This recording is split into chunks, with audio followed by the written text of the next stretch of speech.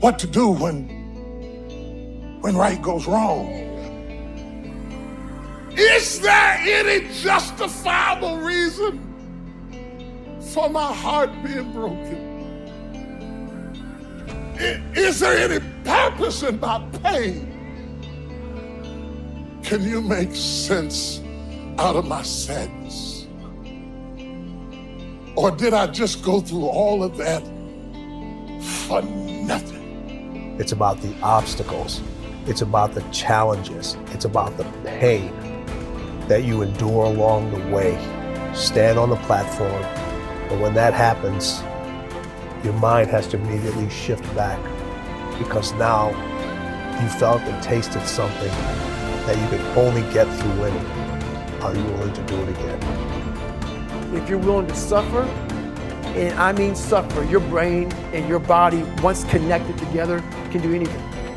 You have to do the process. The process is non-negotiable. It's just, you have to do it. It's about the grind. Do you have the courage to think? Because if you can think, you can change. You can move, you can evolve, you can grow, you can become. You are one idea away. Your credit is not a problem. Your car is not a problem. Your situation is not a problem. Your thoughts are the problem. As a man thinketh in his heart, so is he. Everything starts in the thoughts you think. You are no better than the thoughts you think. If you think little, you go little. If you think weak, you go weak. What I need you to do is I need you to find a reason to keep going. And if you can find a reason to keep going, I know you're strong enough. Every human has what it takes to get past whatever they're going through, if they decide to.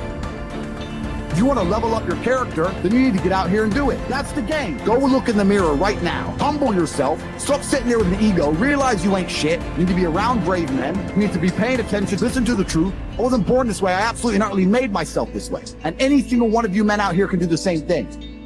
If you're a man, you have duty, you have honor, you have things you should be doing regardless of how you feel. You should get up and do what needs to be done. And to me, those are the individuals that win in life. I'm asking you, will you stay mediocre for the rest of your life?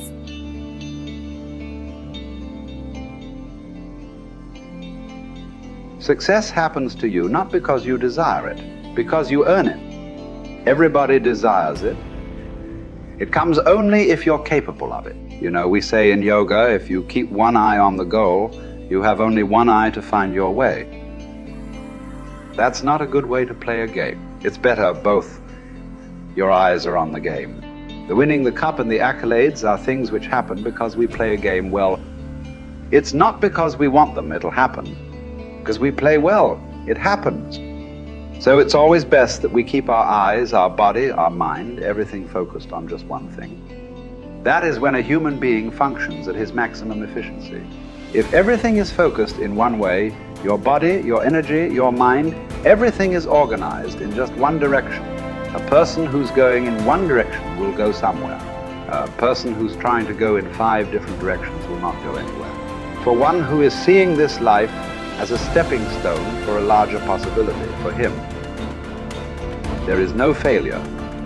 For one who is looking at the simple events of this life itself as the goal of life, for him, there is failure and success. If you are just seeing this life as a stepping stone for a larger possibility, if you have a good deal, you use that for your well-being. If you have a bad deal, you use that for your well-being. The economy was on the boom when every fool could be successful. When the economy is on the boom, everybody gets carried, isn't it? Now there has been a meltdown. Now it takes something else to be successful. It doesn't matter what the hell happens with your life. If you are seeing this life only as a stepping stone for a larger possibility, then whatever the situation, it is beautiful and very useful. So various situations in your life, either you can use it to make yourself stronger and better, or you can sit and cry. This is the choice you have. Everything. It doesn't matter what happens. The most horrific event happened in your life that also can be used for your growth and your well-being. So the fear of failure. Failure is bad enough. Fear is adding spice to it, isn't it?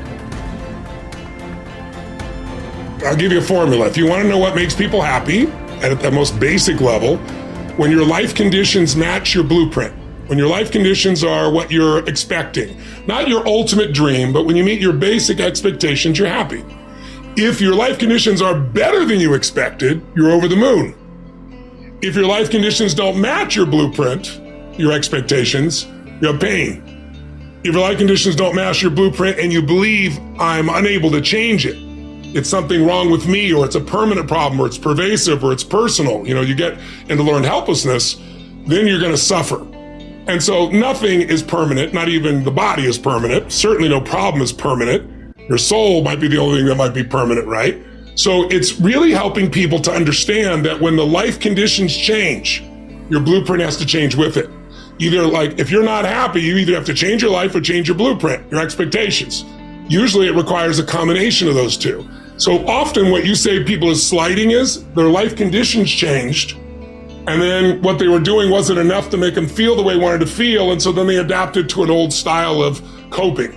They went back to smoking or drinking or eating or yelling at people or whatever the pattern may be. But that's because they didn't continue to grow.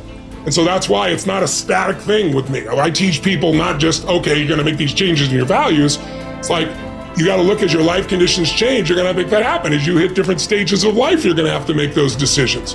And everybody wants their life to be better, but no one wants to change, right? So we have to keep changing as the life conditions change. We got to update our blueprint, our values, our beliefs, our rules about how to play the game. And we have to update our behaviors to adapt to where the environment is. If you don't do that, you're in trouble. There are many people during COVID who it was the most horrific experience. There are many people that learned to use COVID, not like COVID used them. They grew their businesses, they expanded their mind, they shifted their emotions. They did things they never would have done. Other people gained 20 pounds, right? So it's all a matter of, do you adapt to the life conditions? And do you learn how to learn? Because this isn't a one-time thing. Oh, I did this thing. I went and worked out for a weekend. Now I'm pumped. Well, great. How long is that going to last? You're going to have to continue to use that and have a daily practice. Otherwise, you, of course, go back. And that's the biggest missing thing. I teach people daily practices that can take what they've learned and make it ongoing in their life, as opposed to, wow, I had this great weekend. The big question is, are we letting ourselves become what we wish to become? In this most important subject of association, here are some actions you may want to take. First, disassociation. You may, after a study of those 3 questions, who am I around, what are they doing to me, and is that okay, you may come to the serious conclusion that there are some people you just have to break away from. I'm not saying that it's an easy step to take, and it's not to be taken lightly. However, I am saying it may be an essential task.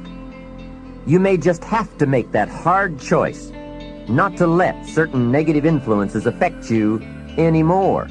Remember, it could be a choice that saves the quality of your life. The second action you may want to take is limited association. It could well be that you are spending too much time in a certain area of your life with a certain group of people. It's easy to put time and effort in the wrong place. The guy spends 3 hours at the ball game and 30 minutes listening to the sermon. See, that's called out of balance. 30 minutes for spirituality, 3 hours for entertainment. That doesn't weigh well 5 years from now, 10 years from now, when you take a look at the sum total of your values in your life. Here's one of the easy ways to end up with a mediocre average life: spending major time on minor things. Sophisticated people learn to weigh everything before they spend time or money. You've got to weigh before you pay. Whether you're going to spend heavy time or light time, you've just got to weigh. Otherwise, if you're not careful, you can get trapped into spending heavyweight time with lightweight people. Now, it's okay to have casual friends as long as you give them casual time, not serious time. Spend major time with major influence and minor time with minor influence. It's so easy to do just the opposite, but don't let it be said that you fell into that trap.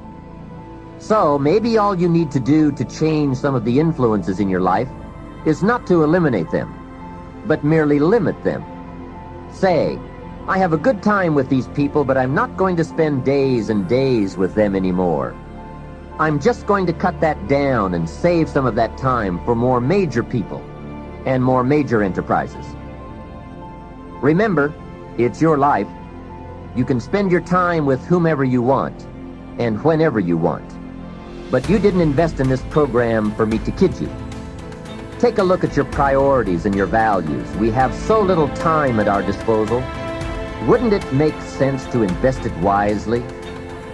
If you have only $100 in your pocket, it's okay to spend $20 for fun and put $80 toward your important values and commitments. But would you be happy reversing those percentages? Better to put the majority of your money where you know it will get you a positive return, rather than put it where the taste is brief and the results are poor. Of course, you must be the judge. You must determine whether the situation and the people call for disassociation or limited association. But remember, if it isn't taking you where you want to be 5 years from now, 10 years from now, now is the time to fix it.